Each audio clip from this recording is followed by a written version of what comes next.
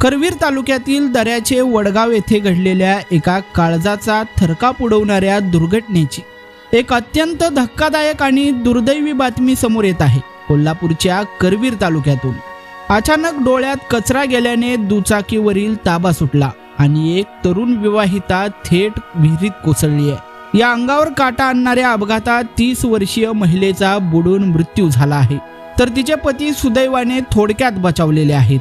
वैद्यकीय उपचारासाठी घराबाहेर पडलेल्या या महिलेचा हा परतीचा प्रवास शेवटचा ठरेल असं कोणालाही वाटलं नव्हतं। करवीर तालुक्यातील दऱ्याचे वडगाव येथे रविवारी रात्रीच्या सुमारास काळाचा घाला घालणारी ही घटना घडली आहे।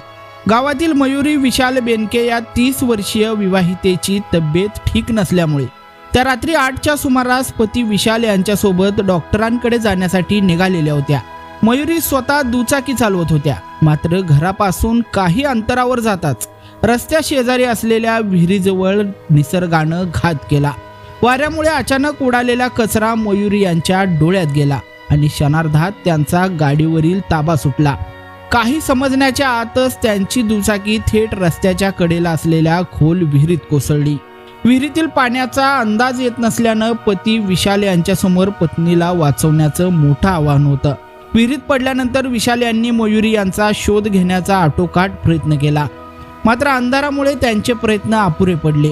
त्यानंतर विशाल यांनी विहिरी बाहेर पडून आरडाओरडा केला आणि मदतीसाठी जवळच्या वस्तीवर धाव घेतली।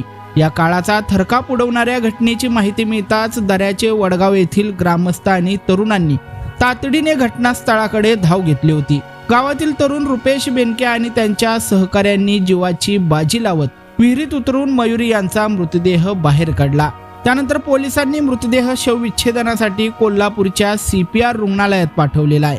मयुरी बेनके यांच्या पश्चात पती, 2 लहान मुली, सासू सासरे आणि दीर असा परिवार आहे।